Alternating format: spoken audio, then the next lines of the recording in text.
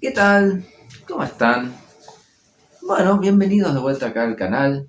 Hoy estamos con un video un poco reflexivo, ya que el hecho de que estemos acá en el canal es reflejo de un movimiento cultural muy fuerte que ha habido en los últimos años, en la última década principalmente, en la sociedad en general, ¿no? Muchísimas cosas contribuyeron para que eso suceda. No es un hecho aislado, es la consecuencia de muchas cosas. Pero hay un punto de inflexión que es el que vamos a hablar hoy acá en el video. Y bueno, ¿a qué tema me refiero? Me refiero a la aceptación geek que hay hoy en día en la sociedad. No por entrar en el viejo esquema, en la antigüedad las cosas eran diferentes, en mis tiempos las cosas eran diferentes. No entrar por ese punto, por ese lado, sino simplemente aceptar un hecho.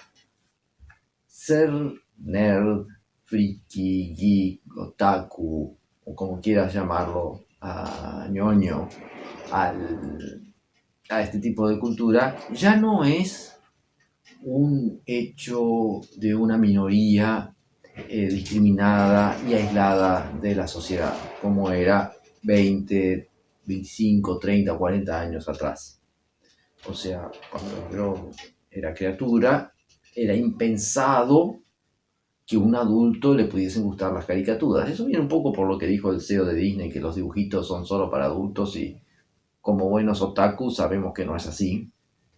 Este, y esa percepción era la de casi todo el mundo en Occidente. Puede ser que algunos países de Asia, como Japón, que producían contenido de historietas y de dibujos animados, ya pensando en públicos más amplios, no sé si específicamente en los adultos, pero que los adultos también pudiesen disfrutar. Pero en Occidente, no, los dibujos animados, las historietas, los juguetes, la incipiente industria del videojuego, eran cosas de niños.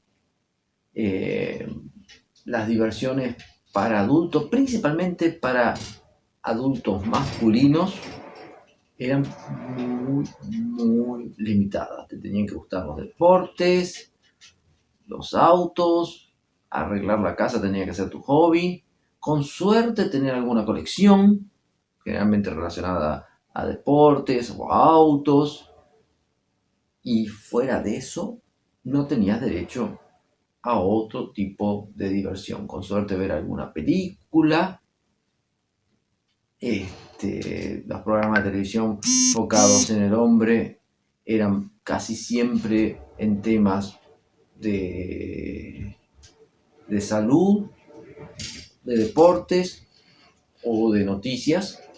Algunos que otros programas dedicados a la divulgación científica y hasta ahí llegaba, ¿no?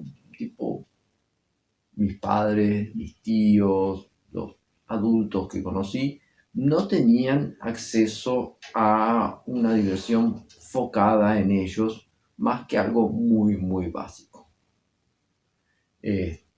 Lo mismo pasaba con las mujeres, o sea, tipo, los adultos en general no tenían diversión pensada para ellos. Y los pocos adultos que se animaban a compartir públicamente sus gustos por diversiones enfocadas al público infantil eran muy mal vistos, ¿no? Como inmaduros, como gente que está con algún problema. No era algo considerado normal, ni sano, ni respetable. Era un caso, un bicho raro. Los adolescentes que no presentasen los gustos por el fútbol, películas de terror o pornografía, no era buen vista, la pornografía tampoco era bien vista, pero era más natural pensar que un adolescente podría interesarse por pornografía que por interesarse por ver dibujitos chinos. Hasta ahí iba la cosa, ¿no? Eso era el estándar. No estoy comenzando a decir que era bueno o que era malo, simplemente era lo que había. Este, en los 80, es muy importante recordar esa década, surgieron muchos productos populares que hicieron nuestra infancia, pero tenían un twist. Ya comenzaban a existir productos más eternos. Acá en América Latina de repente es un poco más difícil de apañar ese fenómeno, ya que por la pobreza de nuestros canales de televisión, por la tacañedad y todo eso, siempre se consumió material de afuera y ese material se renovaba muy lentamente. Brasil tenía gracias a la red de Globo y a tener más canales y que competían entre sí, había más renovación de productos en televisión para chicos que lo que pasaba en otros países, donde de repente tenían, cada canal pasaba 1 o 2 dibujitos por día, mientras que en Brasil tenías programas de 2 a 3 horas dedicados a las criaturas, ¿no?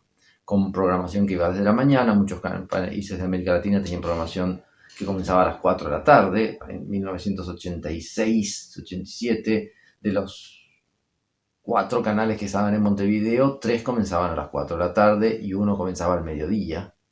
Esa es la capital de un país. O sea, era muy, muy precaria la transmisión, con pocos espacios. Eso fue los motivos que en países como Argentina la televisión por cable tuviese tanto éxito, que también fue un influyente a difundir la cultura geek. El cable fue probablemente el estopín del crecimiento geek. O sea, tipo, ese es el primer paso, ya vamos a llegar ahí. Bueno, pero principios de los 80, cuando el cable comenzaba a existir, cuando dependía exclusivamente de la televisión por aire, las historietas eran cosas para chicos. En Brasil mismo, la editora Abril publicaba Marvel, publicaba DC, publicaba Disney, publicaba Turma Mónica, y todos los trataban de la misma forma, como historietas para chicos. Cuando salía alguna tapa no tan infantil en los cómics de Marvel y DC, ellos las redibujaban o las cambiaban por alguna otra cosa para que tuviesen una aproximación infantil. Para ellos era producto infantil y por ende para el público en general también. Solo que el cómic nunca fue infantil exclusivamente. Había publicaciones infantiles y publicaciones que no. Tenía mucho apelo con los chicos en la década de 50, de 60, cuando la televisión todavía no era fuerte. Pero se fue quedando y siempre hubo publicaciones enfocadas a un público más maduro. Solo que siempre con muy poca penetración, siempre a escondidas, y cuando se iban a un público más adulto a veces se zarpaban ya llevando como lo que es adulto, tiene que ser algo de sexo o humor, aunque había excelentes publicaciones de ciencia ficción, de suspenso, inclusive en los 80 fue cuando los superhéroes amadurecieron y dejaron de ser exclusivamente infantiles, gracias a obras como El regreso del Caballero Oscuro, Watchmen, V de Vendetta, un montón de cosas que llevaron a los superhéroes a un patamar un poquito más variado. Y eso ayudó a que algunos chicos que estaban comenzando a ser adolescentes en los 80 se quedasen en el mundo geek. Y los personajes que se crearon en los 80, G.I. Joe, Transformers, Un Pequeño Pony, Masters of the Universe, Las Tortugas Ninja, Dragon Ball, JoJo's Bizarre Adventure, Caballeros del Zodíaco, fueron de los primeros que comenzaron a trascender generaciones. Cada generación siempre tuvo su cultura pop infantil que se destacó, pero en los 80 comenzó a quedarse una que La siguieron disfrutando los que la vieron de chicos y fueron creciendo y comenzaron a disfrutarlas camadas nuevas de jóvenes. Y eso comenzó a crear una cultura más estable. La proliferación de la televisión por cable, ese fue el principal hecho, con canales dedicados a cierto tipo de productos televisivos y no tener que limitarte a la buena aventura de que un canal de aire te pasase tu serie de Star Trek o tu serie de acción y te la cambiasen de repente por una novela, por un programa de culinaria o extendiesen el noticioso, cosa muy, muy común. Y canales infantiles, con la ventaja, en aquella época no había la internet y el streaming, de repeticiones de esos programas en distintos horarios. Eso permitió que los dibujitos eran antes a las 5 de la tarde, solo lo podían ver las criaturas que salían de la escuela. Los padres no los iban a poder ver porque ya llegaban a las 8 de la noche a su casa. Pero con repeticiones a distintos horarios, ya lo podían ver el chico que estudiaba la mañana, el chico que estudiaba la tarde, y los adultos comenzaron a tener acceso a muchos otros programas y no los pocos que la televisión abierta les indicaba a consumir. Eso fue el primer gran paso para que la cultura geek creciese. El hecho de la televisión por cable poder tener distintos horarios. Entonces vos querías ver Dragon Ball. Dragon Ball fue un fenómeno de masas gracias a tener apelo con todo el público y que todo el mundo lo pudiese ver. Entonces vos tenías 6 repeticiones de Dragon Ball, querías hacer el capítulo nuevo, comenzaba a las 12 de la noche en Argentina, a las 11 de la noche en Chile y en Paraguay por Magic Kids. Lo podías ver. Lo querías ver antes de ir a la escuela, lo veías, lo podías ver antes de ir al trabajo. De repente estaban padres e hijos viendo Dragon Ball antes de ir a sus funciones sociales correspondientes. Fue un gran paso. Eso le sumás otros tipos de productos, ¿no? Obviamente para la cultura en general fue importante, pero la cultura geek, que venía de ser muy limitada y forzada, muy a la fuerza, a que sea solamente infantil, comenzó a romper esas cadenas. Entonces ya comenzó a haber una mayor aceptación de que no solo las criaturas viesen dibujitos animados, aunque todavía era mucho. Eso estamos hablando de ya en el año 2000, finales de la década del 90, principios del 2000, eso comenzó a cambiar. Ahí comenzó a aparecer la internet, donde ya comenzó a aparecer la piratería por un lado, los videojuegos comenzaron a ser más populares, y la gente que comenzó a jugar videojuegos en los 80 fue creciendo con ellos, además de gente que se le fue afectando, que fue otro de los grandes incentivos a la popularización del mundo geek, fueron los videojuegos. Pero todavía existía ese preconcepto social contra que un adulto, ya sea joven, adulto de mediana edad o de avanzada edad, disfrutase de productos que se consideraban infantiles. Era visto con mucho desprecio e inclusive entre los chicos que eran más geeks y los adolescentes había un gran desprecio por el friki, por el nerd. Hasta que llegó en el 2007 Big Bang Theory. A muchos de repente hoy ya les parece mala la serie, les parece que va a ser exagerado atribuirle algún mérito, pero Big Bang Theory rompió ese paradigma. Big Bang Theory fue la primera serie donde los nerds no eran motivo de burlas. Ojo, se burlaban de los nerds en Big Bang Theory, pero ya vamos a llegar a ese punto.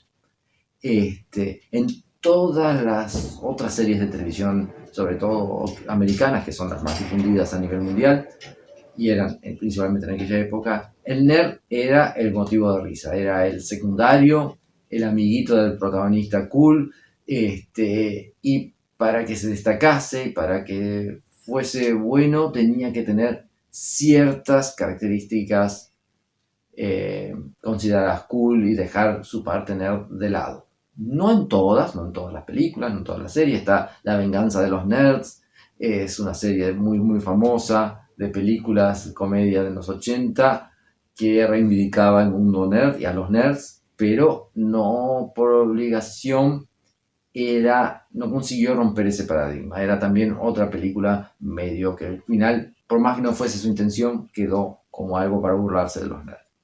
Big Bang Theory tenía una característica que hizo que rompiese esa barrera. El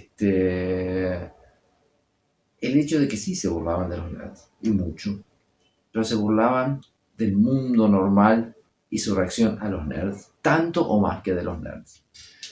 Big Bang Theory tenía esa característica que tienen las buenas comedias y el buen humor, de que te invita a pensar, que te invita a reflexionar. Entonces, sí se burlaban de los nerds, se burlaban de la gente normal y las relaciones que se realizaban entre nerds y gente normal, y eso te llevó a mucha gente a repensar sus conceptos de lo que es el mundo nerd y el mundo en general, a tomar como algo más normal y que digan, pucha, qué buenas cosas hacen los nerds, podría hacerlas yo también. Y otros que digan, la verdad que eso es demasiado exagerado, no me gustaría llegar a ese extremo. Entonces, estas son representaciones muy burdas, cada uno lo ha llevado de una forma diferente, pero ese fue el hincapié que hizo Big Bang Theory, el hecho de que los nerds somos normales y que todos somos motivos de burla. Como el humor bueno y de calidad debe de ser, burlarse de todo sin preconceptos, sin censura, sin autocensura. Y Big Bang Theory fue eso, se burló de los nerds, se burló del mundo nerd, se burló del mundo normal, se burló de las personas normales y creó situaciones graciosas alrededor del choque de esas dos culturas, que era el foco de la serie. No era burlarse de los nerds, no era burlarse de una persona en específica como pasaba con otras series, era hacer una serie de comedia, de situaciones, sitcom, que el punto central era el choque de las culturas, de la cultura tradicional y la cultura de los nerds, que ya en ese entonces no era algo tan minoritario, ya era algo más presente, pero había un gran preconcepto hacia nosotros los nerds. Obviamente la serie no es una representación exacta de lo que es un nerd, como también ninguna serie de televisión es una representación exacta de lo que intentan hacer. Los policías no son iguales que en la serie de televisión, los soldados no son iguales que en la serie de televisión, y sobre todo cuando es una comedia se intentan exagerar características que hagan al público reírse. Esa es la verdad. Entonces, obviamente que Big Bang Theory le debe a otras series de comedia que consiguieron romper otros paradigmas y gracias a ellos pueden estar ahí. Eso él le debe a Two and a Half Men, darle la plata a Chuck Lorre y la importancia en el mundo televisivo a que le permitieran hacer la serie. Entonces, Big Bang Theory es una excelente comedia. Sus 12 temporadas, sus 52 nominaciones al Emmy son justificadas. Es una excelente comedia. No por obligación te tiene que gustar, pero no se le puede quitar el mérito de que ellos rompieron el paradigma de la discriminación al nerd. Gracias a Big Bang Theory hoy en día es cool jugar Dungeons and Dragons. Gracias a Big Bang Theory Marvel puede tener el éxito que tiene en el cine. Gracias a Big Bang Theory tiendas que vendan juguetes o adultos que coleccionen juguetes ya no es tan mal visto, inclusive es aceptado.